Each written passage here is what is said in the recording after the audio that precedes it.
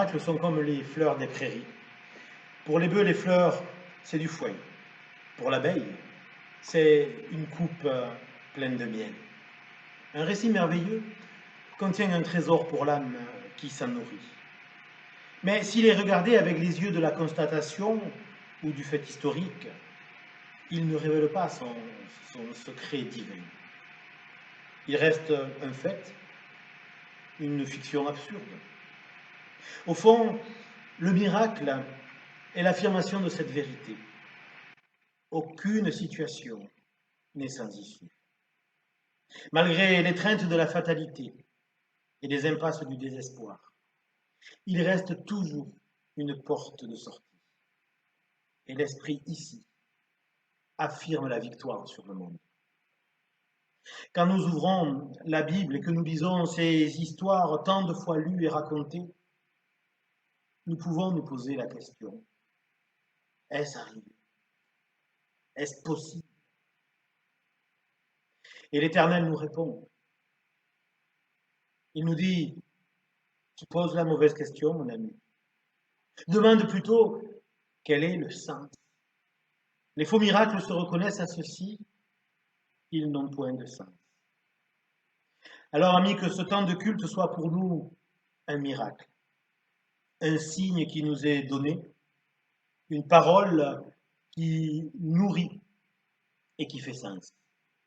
Que l'Éternel nous fasse sentir ici et maintenant sa grâce, sa paix et sa force. C'est notre miracle pour ce matin. Amen.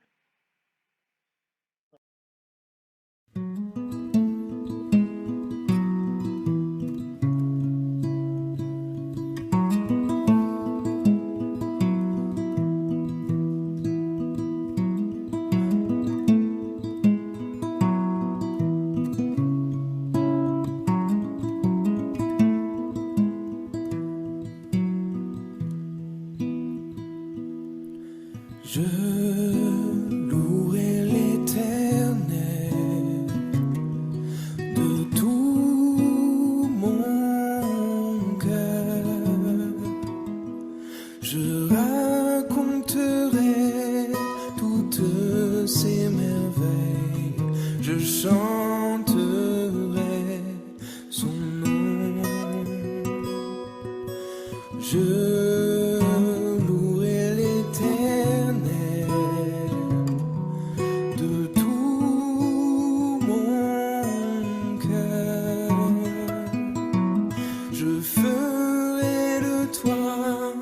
le sujet de ma joie. Alléluia.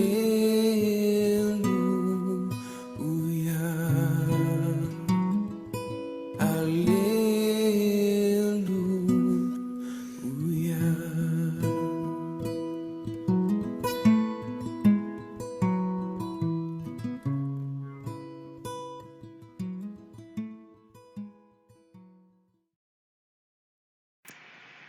Je vous invite à la prière. Éternel, nous lisons dans la Bible ces paroles. Ne crains rien, crois seulement. Ta foi t'a sauvé.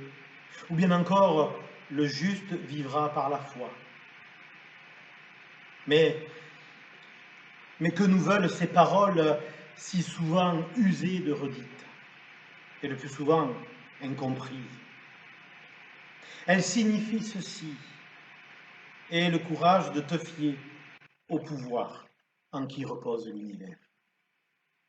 Éternel, je me confie largement et tranquillement à ta bienveillance. Et je suis ainsi comme l'oiseau qui s'aperçoit qu'il a des ailes lorsqu'il se jette pour la première fois dans l'espace libre. Donne-moi toujours le courage de me jeter dans cet espace libre, d'avoir une confiance absolue, car c'est ce que la créature que je suis a de plus raisonnable à faire, te faire confiance. Aucune sagesse, aucun calcul n'est plus sûr que te faire confiance.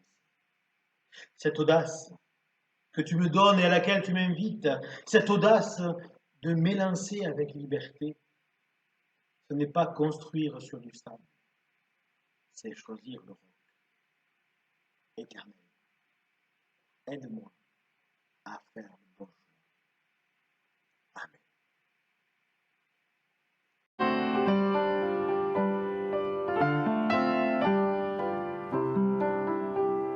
Tournez les yeux vers le Seigneur et rayonnez de joie. Chantez son nom de tout votre cœur, il est votre sauveur, c'est lui votre Seigneur. J'ai recherché le Seigneur et il m'a écouté. Il m'a guéri de mes peurs et sans fin je le louerai. Tournez les yeux vers le Seigneur et rayonnez de joie. Chantez son nom de tout votre cœur, il est votre sauveur, c'est lui votre Seigneur. Dieu regarde ceux qu'il aime, il écoute leur voix, il les console de leur peine et il guide leur pas. Tournez les yeux vers le Seigneur et rayonnez de joie. Chantez son nom de tout votre cœur, il est votre sauveur, c'est lui votre Seigneur. Ceux qui cherchent le Seigneur ne manqueront de rien. En lui ouvrant grand leur cœur, ils seront comblés de bien. Tournez les yeux vers le Seigneur et rayonnez de joie. Chantez son nom de tout votre cœur, il est votre sauveur, c'est lui votre Seigneur. Tournez les yeux vers le Seigneur et rayonnez de joie. Chantez son nom de tout votre cœur, il est votre sauveur, c'est lui votre Seigneur.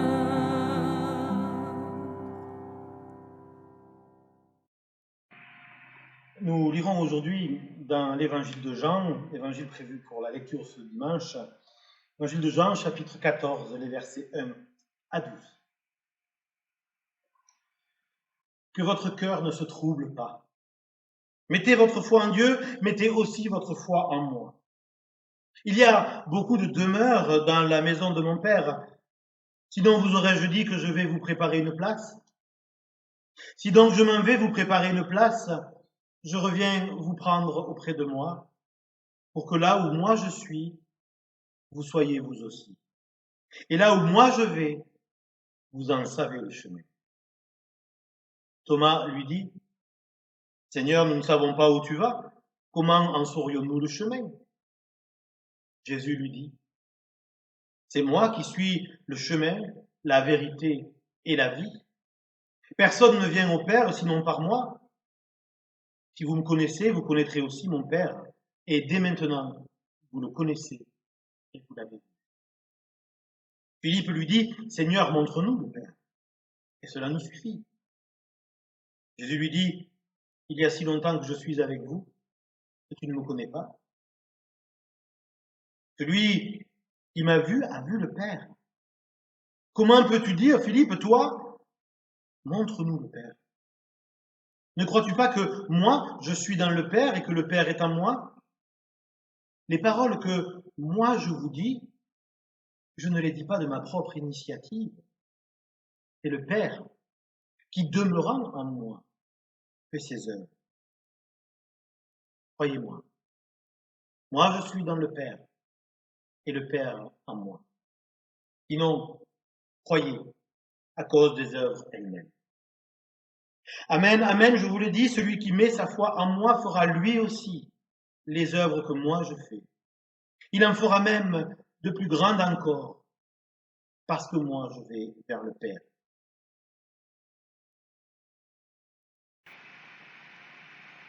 que votre cœur ne se trouble pas. Cette parole de Jésus adressée aux disciples semblerait nous être adressée particulièrement à nous aujourd'hui. Plus que jamais, cette injonction est pour nous d'une brûlante actualité. Et comment ne pas laisser résonner en nous cette parole d'une manière toute particulière en ce dimanche? Après 2 mois de confinement, après la traversée, qui n'est pas encore totalement finie, de cette crise causée par la pandémie, il y a de quoi recevoir cette parole et il y a de quoi la questionner. Que votre cœur ne se trouble pas. Alors qu'entendons-nous par cœur? Le cœur. Le cœur, c'est le siège de nos émotions. Alors bien entendu, il ne s'agit pas de l'organe physiologique, même si ce dernier rassemble à lui seul l'image de la vie, même biologique. Non, ici, le cœur est bien à comprendre comme le centre, ce qu'il y a de plus profond en nous. Ce lieu mystérieux où naissent et vivent nos émotions. Et déjà, nous pouvons dire que Jésus nous invite à vivre avec nos émotions. Il ne faut pas, à la manière peut-être des stoïciens, rester impassible face au monde qui nous entoure. Et s'il est bien d'avoir le courage de changer ce qui doit être changé et la patience de supporter ce qui m'est impossible de changer, il n'en est pas moins vrai que nous pouvons être pris de 1000 autres émotions et de 1000 autres attitudes. Ce cœur nous permet de vivre et d'éprouver des émotions, et nous devons vivre. Mais vivre avec, ce n'est pas non plus laisser dominer ces émotions, surtout quand celles-ci poussent à faire des choses irrationnelles, ou nous enlèvent tout esprit critique, ou bien encore on nous pousse à suivre un mouvement moutonnier. Laisser ce genre d'émotions cause à coup sûr du trouble.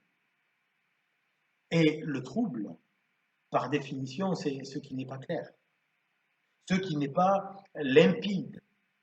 Une vision trouble, ce n'est pas une absence de vue. Ce n'est pas l'obscurité ou le noir. Mais ce n'est pas non plus la vision claire où chaque détail est perceptible. Et c'est justement à mettre au clair nos émotions. C'est à cela que Jésus nous invite. Que votre cœur ne se trouble pas. Autrement dit, que vos émotions soient claires. Alors oui, il y a de quoi recevoir cette parole ce dimanche particulier, ce dernier dimanche du confinement. Cette pandémie, je crois, aura au moins été un bon laboratoire d'analyse de nos émotions. Et l'annonce du déconfinement pour demain en est une prolongation de ce laboratoire d'analyse. Quelles émotions avons-nous vues apparaître? La méfiance, on l'a vu. L'autre pouvait devenir un danger pour moi, je peux me méfier. La colère, parfois, avec ceux qui ne respectaient pas, ou ceux qui avaient pris des mauvaises décisions, ou au moins nous avions l'impression qu'ils en avaient pris de mauvaises.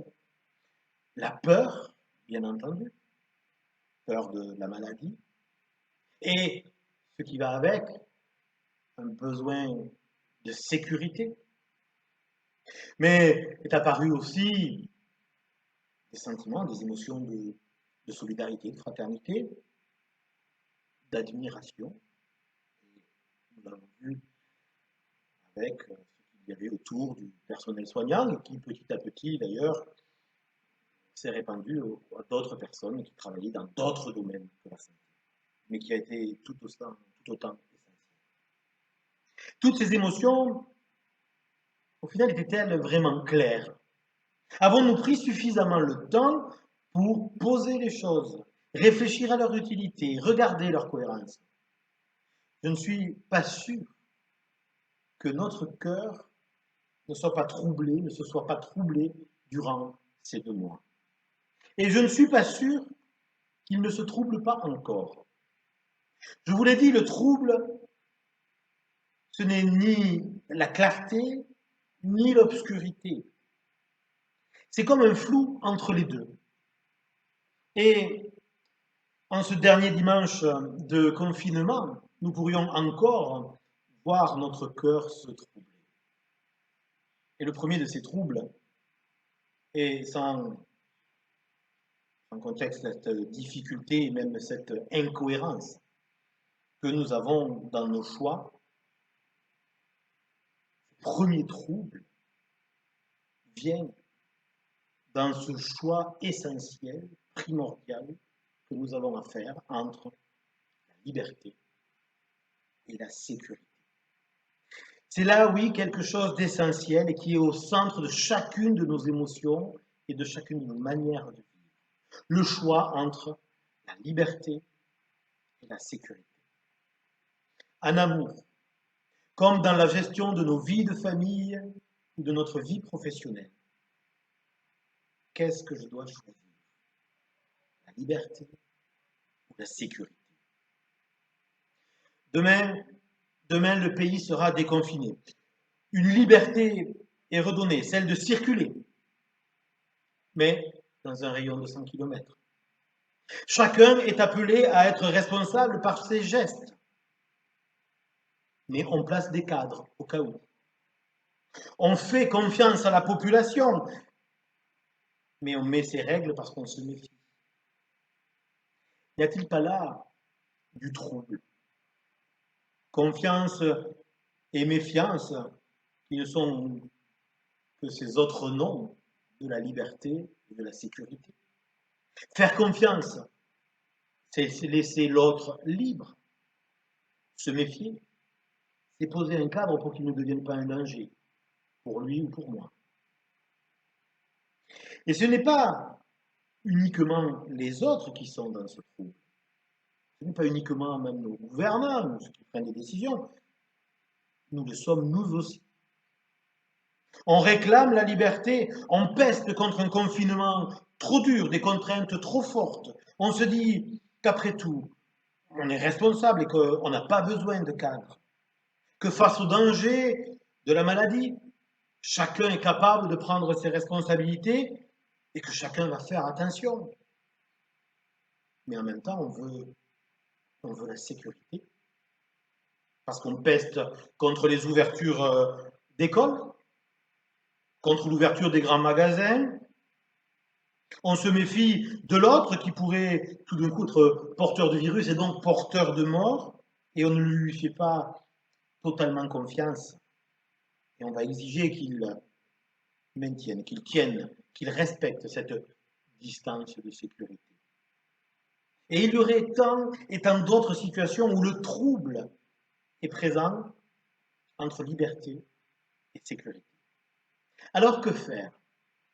C'est bien joli de recevoir cette parole, cette injonction de Jésus, que votre cœur ne se trouble pas. Mais concrètement, que faisons-nous? On reproche souvent au christianisme de ne pas être assez concret, d'être trop spirituel, quand il n'est pas trop intellectuel.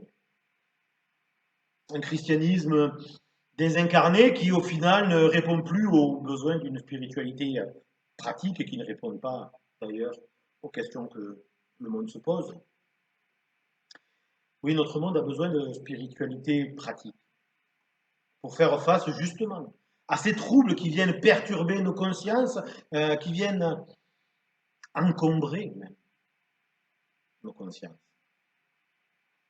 Alors, on se tourne parfois vers d'autres formes de spiritualité avec des pratiques fortes. Oui, des mouvements qui ont au cœur la pratique, avec des spiritualités plus ou moins rigoristes, avec des spiritualités, des formes de spiritualité qui ont des praxis concrètes pour arriver au final à ce que tout le monde cherche, le bonheur.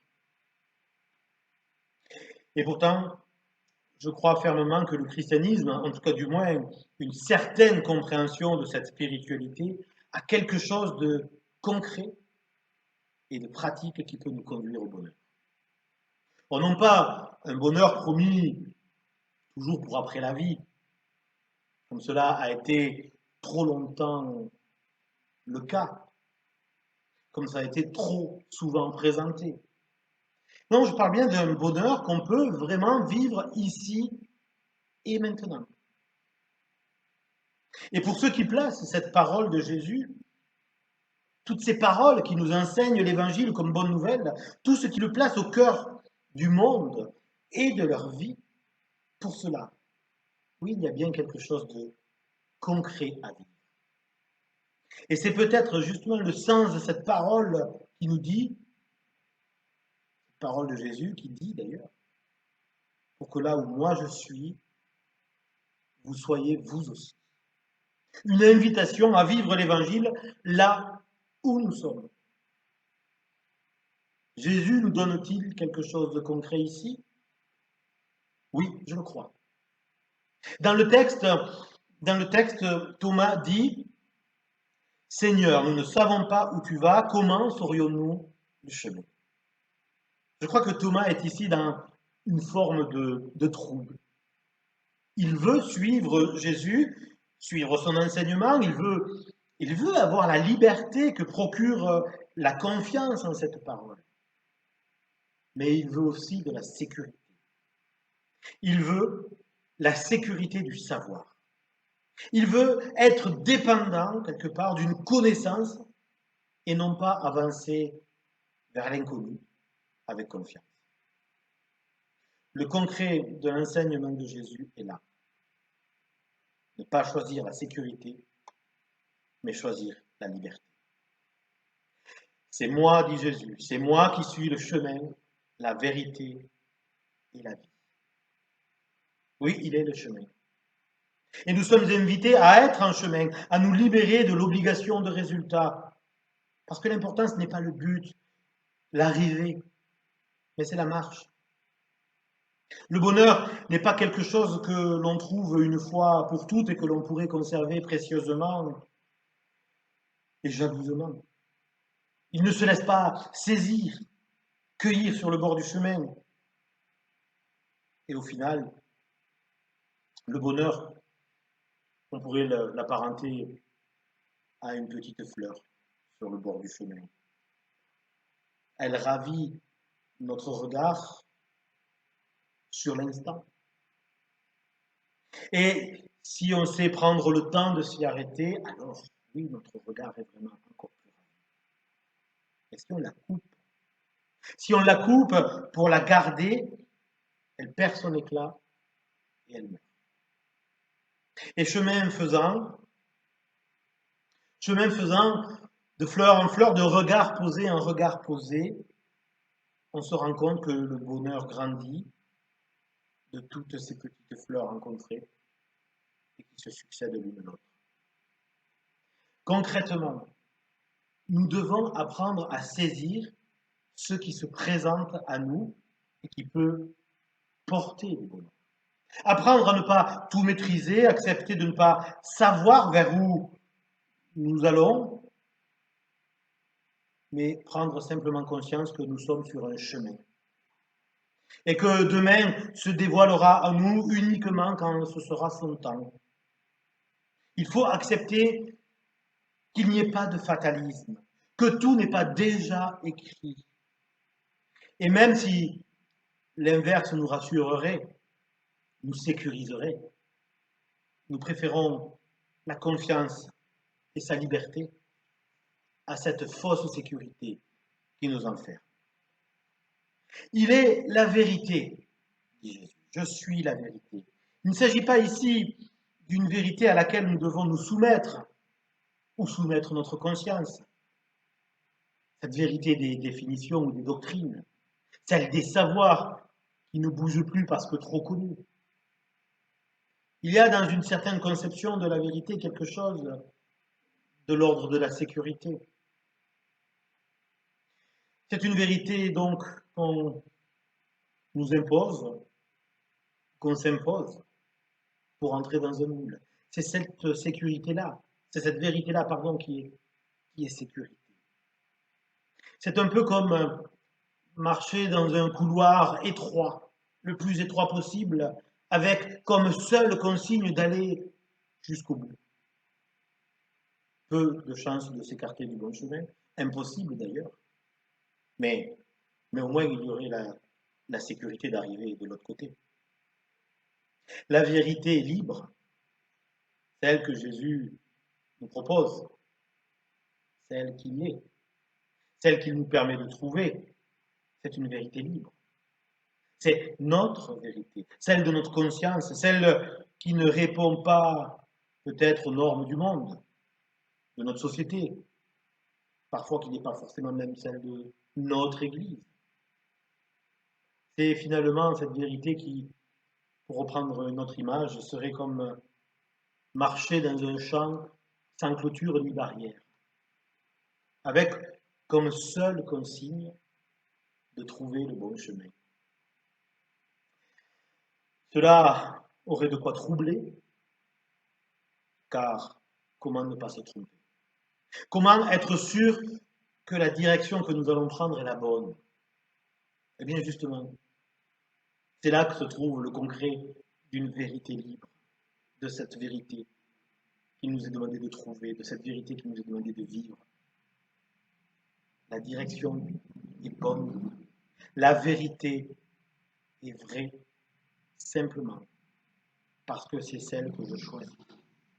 C'est celle qui me plaît, c'est celle qui m'attire, c'est celle qui me parle, c'est celle qui correspond à tout mon être. Il est la vie. Et il n'y a rien d'autre qui compte.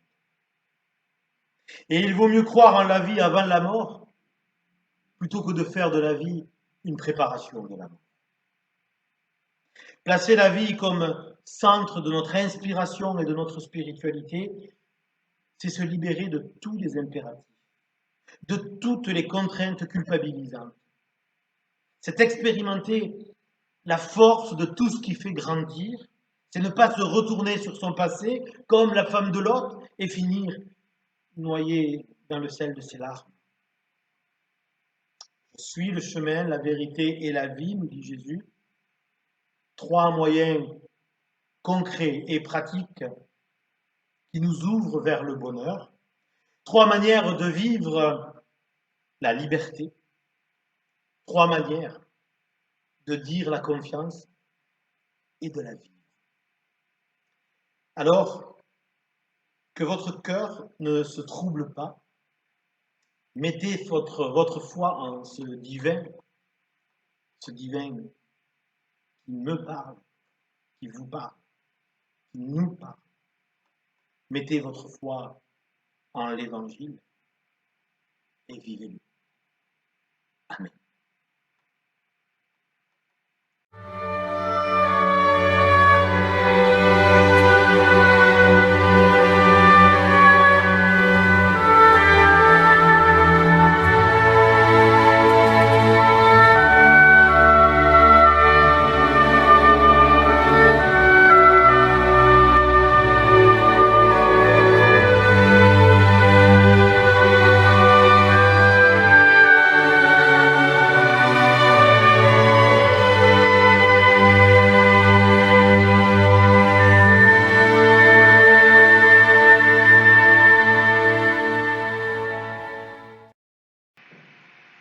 Je vous invite à confesser notre foi.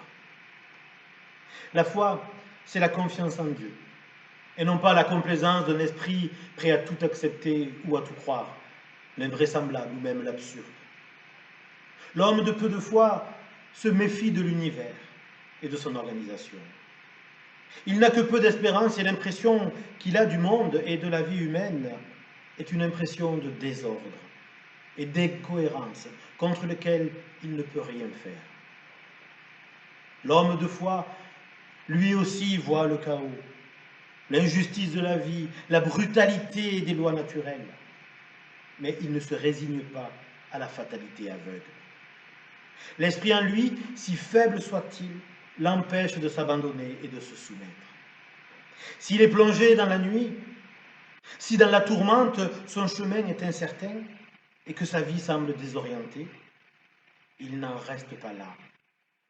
Et quand il est mis à terre et qu'il se sent perdu, il dit encore, je continuerai. Au fond, la foi, c'est l'audace poussée jusqu'à l'infini. Notre foi, c'est la victoire qui a vaincu le monde. Tous ceux qui aiment pour de bon, définitivement, ont mis dans leur amour quelque chose de ce pain de vie que procure la foi invincible. Où est le bien? Où est le mal? Où est la norme des idées et des actes? La voici. Tout ce qui augmente en nous la foi, tout ce qui agrandit, élargit notre horizon, donne à l'humain une plus grande valeur à la vie. Tout ce que lui donne de l'espérance est bon. Amen. Je voudrais partager maintenant avec vous quelques annonces concernant la vie de notre Église. Alors, juste à l'heure où j'enregistre ce culte et ce message, je n'ai pas encore eu forcément toutes les informations provenant de la préfecture, donc vous aurez très certainement dans le corps du mail qui comporte le lien vers ce culte des informations plus précises. Donc nous arrivons enfin au terme de ce confinement, ce qui ne veut pas dire que donc nous allons pouvoir nous retrouver tout de suite. Nous attendons encore quelques décisions pour savoir si Pentecôte pourra être célébrée avec un présentiel ou si nous devrons continuer encore à le faire par vidéo. De toute façon, si nous nous retrouvons, nous respecterons certaines consignes de sécurité et de distanciation. Un conseil presbytéral va se réunir fin mai pour organiser justement cette reprise et des cultes et mettre en place une assemblée générale qui devrait pouvoir se tenir avant à la fin juin. Avant ce conseil presbytéral, les GAP vont être invités à se réunir aussi pour réfléchir localement à la reprise des activités, faire aussi le bilan de ces 2 mois de confinement et bilan de la vie d'église. Et les GAP amèneront aussi et pourront donner leurs réflexions aux conseillers presbytéraux et permettra ainsi de les éclairer dans les décisions qu'il y a à prendre. Dès lundi, fin de confinement, je suis à nouveau mobile et je peux me déplacer. Si vous souhaitez une visite de ma part, n'hésitez pas. Nous respecterons cependant quelques règles aussi de distanciation. Juste vous dire que comme mes filles vont reprendre aussi bientôt l'école, il peut y avoir des risques encore. Donc, nous garderons une petite distance, mais voilà, je peux quand même faire une visite en respectant toutes les consignes. N'hésitez pas à m'appeler, je suis là aussi pour vous et ce sera pour moi un grand plaisir de venir partager un moment et un temps de prière avec vous. Justement, dans nos prières aujourd'hui, nous portons, et dans toutes nos pensées aussi, nous portons Clémentine, qui est conseillère presbytérale, Clémentine et toute sa famille. Clémentine vient de perdre sa maman à l'âge de 92 ans. Aujourd'hui, Clémentine, mais nous pouvons nous aussi être avec elle dans la reconnaissance pour cette vie qui s'est achevée maintenant, mais reconnaissant pour ces belles années de vie vécues et partagées, être reconnaissant aussi pour cette fin de vie qui s'est passée paisiblement. Clémentine soit assurée de toute notre affection. Les obsèques ont eu lieu, bien entendu, dans l'intimité familiale, aussi pour des raisons de confinement. Les obsèques ont eu lieu samedi, hier. Frères et sœurs, amis, à très bientôt. Les vidéos vont continuer tant que nous ne pouvons pas nous réunir, mais nous sommes dans l'espérance et dans la confiance de nous retrouver bientôt. Je vous invite à la prière. Au cœur de ton âme, prépare le royaume des cieux Mets en honneur ce qui sur terre est en souffrance. Environne de bonté ce que la vie courbe et flétrit. Libère les opprimés. À l'exilé donne une patrie, un foyer à l'exclu, un compagnon au solitaire. Pose la couronne sur la tête des vaincus. Répare les injustices, comble les distances. C'est en nous que commence la victoire sur le monde. Nous pouvons effacer l'iniquité, rejeter la haine, vouloir le bien de toute la force de notre volonté. Ne baissons pas le pavillon de l'idéal devant les démonstrations de la réalité froide. Lorsque la brutalité triomphe, que la sottise ou la méchanceté s'étale et qu'elles s'unissent à la force et reçoivent hommage et succès, le moment est venu alors d'offrir à l'idéal un hommage plus grand encore au cœur de nos consciences. Ne l'aime pas à moitié, avec tiédeur et regret comme une chose impossible et qui serait condamnée d'avance. Aime-le, cet idéal, de toute ta foi. Marche à sa clarté. Et la nuit, même autour de toi, deviendra jour. Il faut que l'œuf soit couvé pour éclore. Aimer, réchauffer dans nos cœurs l'avenir est plus beau. Et lentement, il prend figure. Un jour, la coque pesante, la prison où le retiennent ses ennemis coalisés se rompt sous la poussée vivante. Et l'idéal déploie ses ailes en pleine réalité. Éternel, permets-nous de réaliser cet idéal. Sois la force de cet idéal. Sois toi-même cet idéal du bien, du bon, du juste et du vrai. Et viens le répandre dans le monde. Que nous soyons les artisans et les témoins de cet idéal. Et ensemble, nous te disons, notre Père qui es aux cieux, que ton nom soit sanctifié, que ton règne vienne, que ta volonté soit faite sur la terre comme au ciel. Donne-nous aujourd'hui notre pain de ce jour. Pardonne-nous nos offenses, comme nous pardonnons aussi à ceux qui nous ont offensés. Et ne nous laisse pas entrer en tentation, mais délivre-nous du mal, car c'est à toi qu'appartiennent le règne, la puissance et la gloire, pour les siècles des siècles. Amen. Amis, nous arrivons au terme de ce temps de culte et je vous invite à recevoir la bénédiction de la part de Dieu. Et avant cela, quelques mots d'envoi. Mais mon ami, ne dis pas que peut une parole. Il faut si peu pour secourir une âme. Ne dis pas ce n'est qu'une parole. Il faut si peu pour froisser une âme. Pour empêcher un char de descendre la pente, pour faire buter le char qui monte, il suffit d'un cri.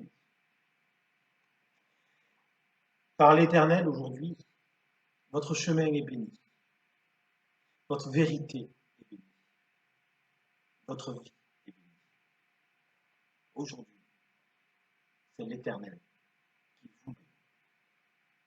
Amen. Au cœur du monde, chantez-lui les refrains, les échos d'une alliance, les éclats du divin. Parlez au cœur du monde, chantez les lendemains, veillez sur les murailles, guettez celui qui vient. Parlez au cœur du monde, chantez, priez, dansez. C'est le temps de la fête, c'est le temps de la paix. Restez au cœur du monde, chantez sans le combattre. Parlez au cœur du monde, puis écoutez le battre.